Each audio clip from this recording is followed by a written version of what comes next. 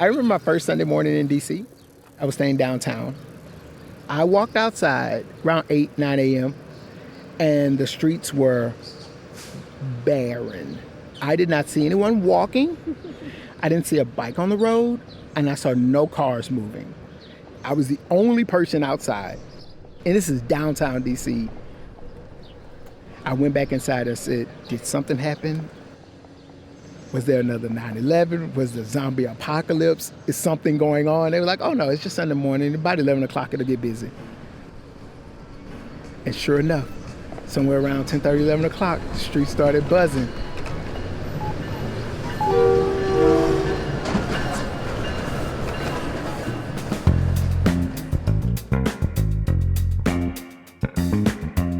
This is City Share, a podcast about how we move through cities and how cities move us. I'm Sam Herr.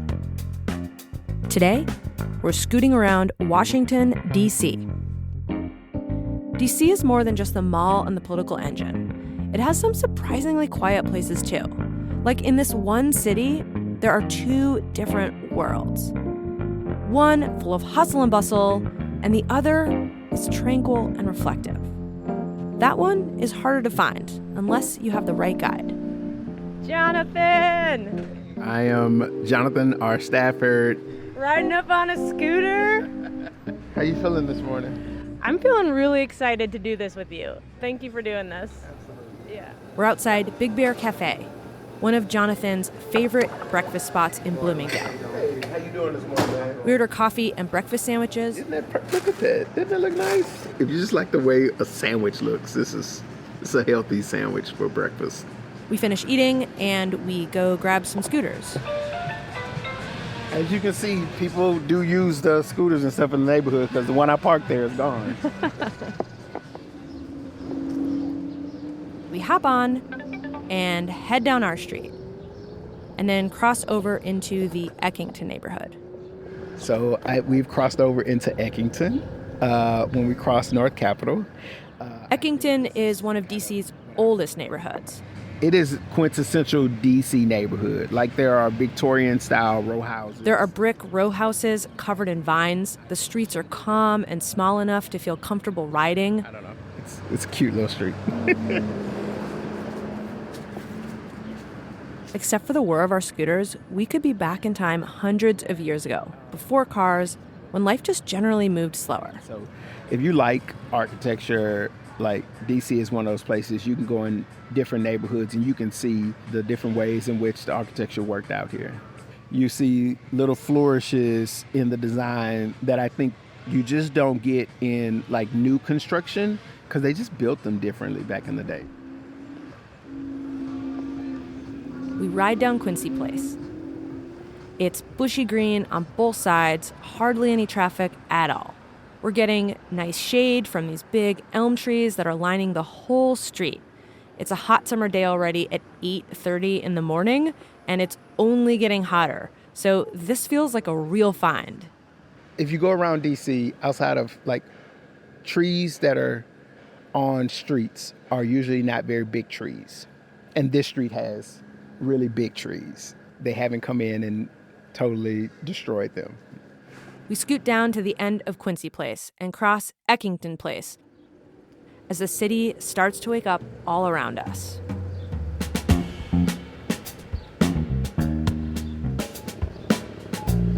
Wait. When did you start scooting in D.C.? When did I start scooting? The weekend that they dropped off 1 billion scooters in D.C. Like the cicadas. Like they were just everywhere, right? Okay, not quite 1 billion, but there are thousands of scooters in D.C., and people are using them. Bikes and scooters are like a part of the way people get around here. Because this is not New York, where there's a subway station every other block, right? This is people get around by bike and scooter and then public transit. Yeah.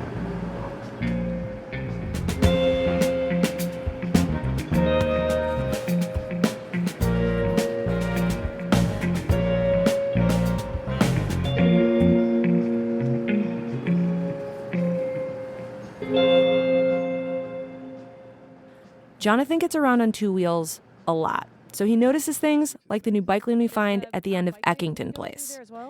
Yeah, so this is a brand new bike lane. The paint looks very fresh. I need to look at it. Is this where you told me there used to be a Wendy's? Yeah, so the Wendy's was directly down at the end of this street here where it runs into Florida. So I used to call it Dave Thomas Circle. Dave Thomas, as in the founder of Wendy's.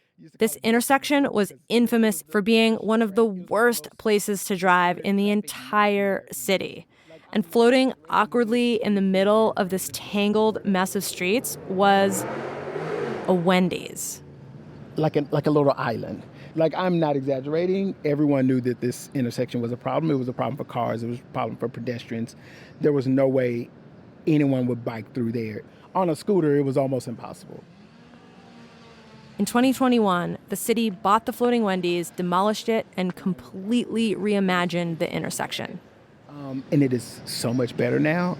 Now, traffic runs smoothly in both directions. And we scoot along in our own lane, protected by perfectly spaced white bollards. The white paint on the road is literally glistening in the sun. All right, where are we headed next? We are going to go across the street into the protected bike lane. And we'll take the protected bike lane down to Alethea Tanner Park. And we'll go through the park and onto the MBT. All right. The MBT stands for the Metropolitan Branch Trail. It's a trail well used by dog walkers and running clubs and bikers and things like that. Some people call it the Metropolitan Beer Trail because one section has over a dozen breweries you can scoot or bike to in an afternoon. It's still early in the morning for us, though, so we're more interested in a water break at Alethea Tanner Park.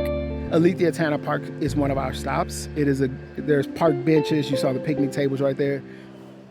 The facilities are nice. But there's a bathroom, there's a throne, which is like a really clean indoor bathroom, and you can refill your water here. So this is usually a pit stop for us. We each top up our water bottles at a new-looking fountain and turn towards the entrance to the MBT.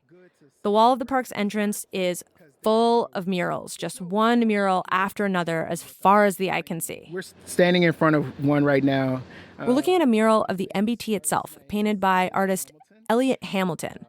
It's a scene of two adults and a kid on a bike painted in all different colors. They did not make the images of these people white, right? And so I do appreciate that.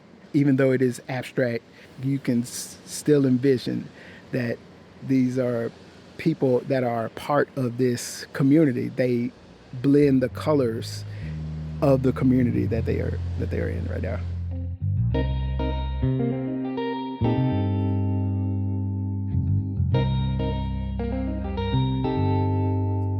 Had Jonathan not stopped us, I might have been moving too fast to really notice this mural. But here we are, stopped in the middle of the trail, studying it like it's a painting in a museum. People use the MBT to commute, but I'm realizing that it can be about a lot more than that if you just take a minute to sit still and look around you. So, 2 football fields worth of murals on a wall is nice to look at. We hop back on our scooters and continue down the MBT, and we're just passing mural after mural. They're so colorful as we make our way towards Union Station and the center of DC. The streetscape around us begins to shift from tree-lined and residential to concrete and Greek columns. This is the Postal Museum. It is still a postal. And Jonathan points to something on top of the post office. Like, it doesn't get any older and grander than there's big statues on the top of the building for no reason. We're finally surrounded by all the big marble buildings that people think about when they think DC. We pass Union Station. All right, so here we are. This is Union Station on our left, yeah. Okay. That's a major hub for buses and trains and also bike and scooter share in DC. Very grand. We're headed to Upper and Lower Senate Parks. Lower Senate Park is a natural oasis in the sea of concrete and government bustle. We dock our scooters across the street and head in on foot to find a quiet spot to sit. As soon as our shoes hit the path, the noise of the city falls eerily faint. Yeah, it's beautiful. It's actually surprising how quiet it gets. The tree canopy rises up around us, separating us from a massive parking lot next door. You can see the gleaming Capitol Dome from everywhere in the park. For some people, like if you live in a city, this is as close to nature as you might get, right? DC has the most parks of any city in the country. So there's all these little pockets of green space, even in the center of it all. A chance to stop and reflect. Like, there are places you will forget you are anywhere near a city. Like, you don't see buildings. We sit still for a while, watching a man clean the reflecting pool nearby. To sit still is wonderful. I appreciate the ability to just stop sometimes and know that I'm not in control. I'm just along for the ride, and I'm gonna try to enjoy it. Yeah.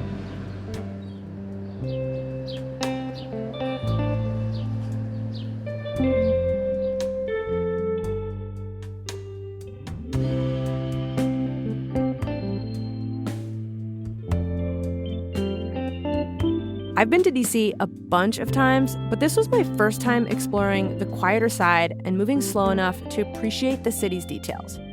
We scooted just over 2 miles, but it felt like we covered 2 worlds.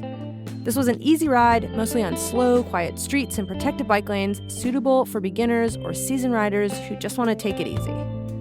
Really big thanks to Jonathan, our amazing and thoughtful guide, for showing me the quieter side of DC.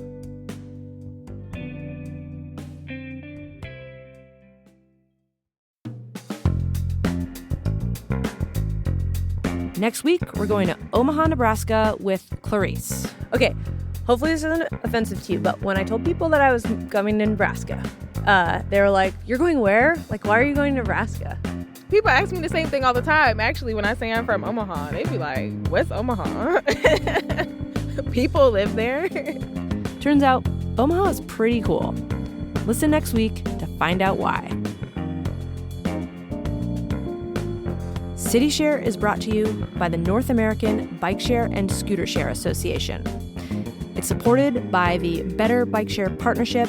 Huge thanks to them. They do amazing work. Another big thanks to Sun Tiki Studios in Portland, Maine, who donated the studio time and space for us to record this podcast. They are awesome. CityShare is reported and produced by me, Sam Herr. I am also the executive producer for the show. Our other producer and fact-checker is Ariel Knabel. Our editor is Peter Lang Stanton. He also mixed the show. Our show art is by Ariel Knabel. Music is by Blue Dot Sessions. Sound effects are from freesound.org. Additional sound effects are by mboscolo. And I'm your host, Sam Herr. Thanks for listening.